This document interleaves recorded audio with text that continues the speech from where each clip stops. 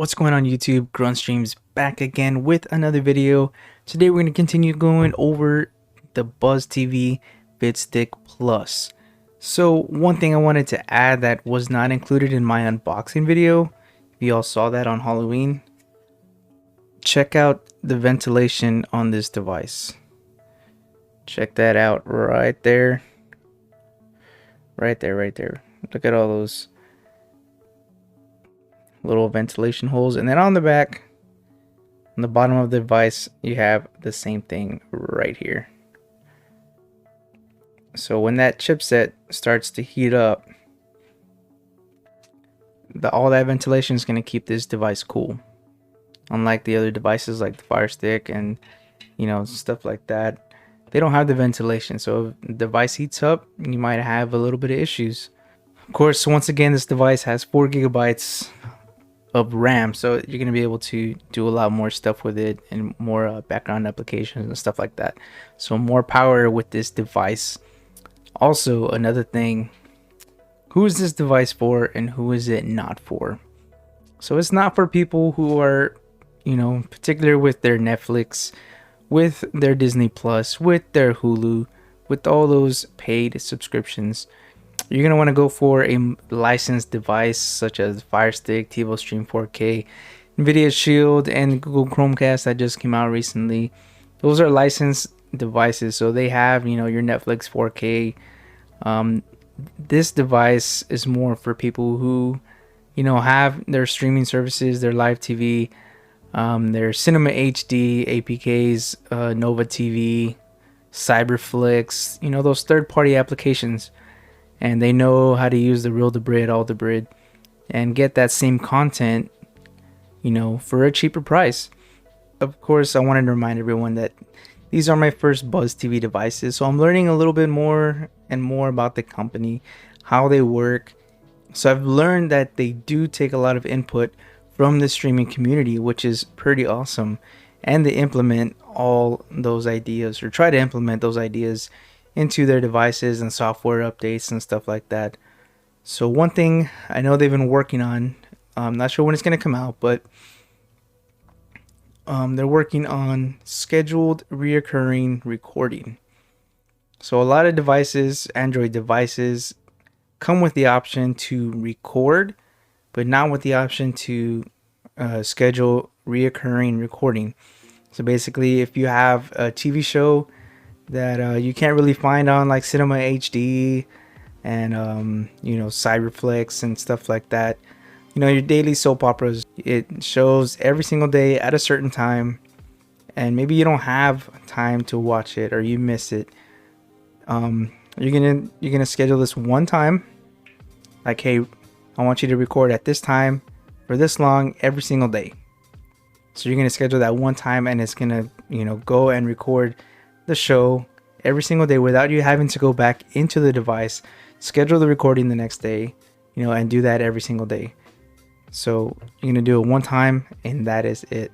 So it's coming out soon, not sure when, but of course when it does come out, I'll be posting videos on that as well, testing out that feature. So a lot of good things with this company that I'm learning about as I go. I'm learning as you're learning, so let's continue learning together. Let's check out what you can do on this device. Alright guys, so here we are on our device.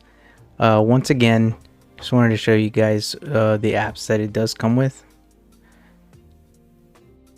So I went ahead and installed FileLink and installed IDA64, so we're just going to go over the internals real quick.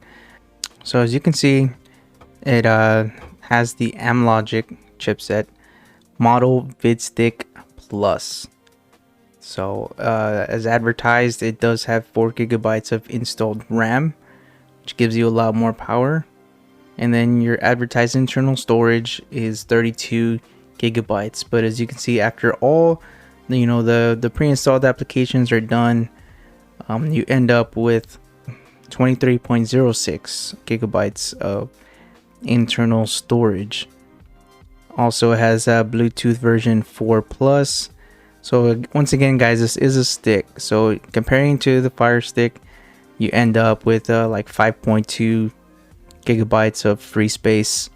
And then the TiVo Stream 4K, you get what, 4.7 probably of internal space after all your pre-installed applications and bloatware and all that stuff. So then we're gonna go over to CPU. So you are running the 64-bit ARM Cortex quad core, running A53, and of course your GPU, you're running your Mali ARM G31. Then we're gonna go down to our codecs, and of course your audio decoders. You got your MP4, AC3, 3GPP. You got a lot of different stuff. You got DTS HD, so that's awesome for your surround sound systems. And then when you get the word awesome in a lot of these decoders, you know you got the best of the best. So that's what you want in a device, especially like a stick that you can take around with you, you know, on the go. You know you're getting the best bang for your buck. Like if you're paying for what you get. So, you know, these devices are a little bit up there in price, but you know you're gonna get the best of the best. Alright guys, so another thing I wanted to show you guys, if you do have, you know, a live TV service provider, you can just go over to your live TV, go over to streaming line, and then you would just add your streaming line here, name it whatever you want, and then you would need your portal URL, your username, and your password, which of course you'll get that from your provider. And then you just click on connect, and then it's gonna, you know, bring up all your channels and stuff like that. So, or you can add your M3U playlist as well. And then let's go back home. Another thing, you'll have a little favorite section here. So you just click on the little plus symbol here, and then whatever application you want to be there, we'll add this one. File link, Aptoid TV. Click on home, and there you go. You got your favorites here. It's pretty simple setup. Everything's here on the home screen, what you need, what you want. And check the response time on the remote. I don't even have the IR cable plugged in. I just did the little setup in the beginning. Still very responsive. I'm not even pointing it at the device. All over the room. Check that out.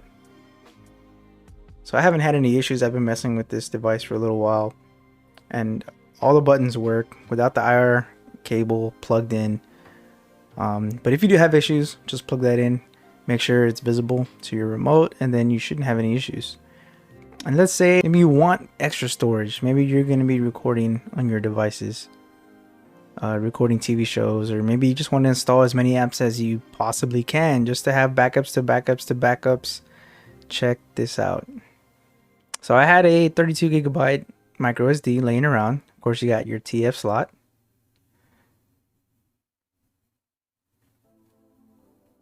So let's go to our device preferences. Go ahead over to storage, and guess what? You got that SD card that is reading already right here, and then you can just click on that, and then you can erase and format as device storage. So you can either do that or just keep it as external storage. That is a personal preference, and that is up to you.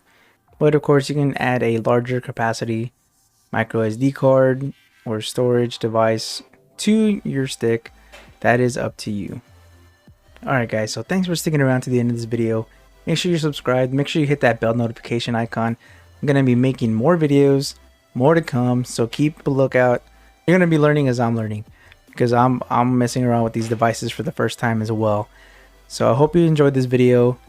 Leave a comment down below, hit that like button, subscribe, and I will see you guys in the next one.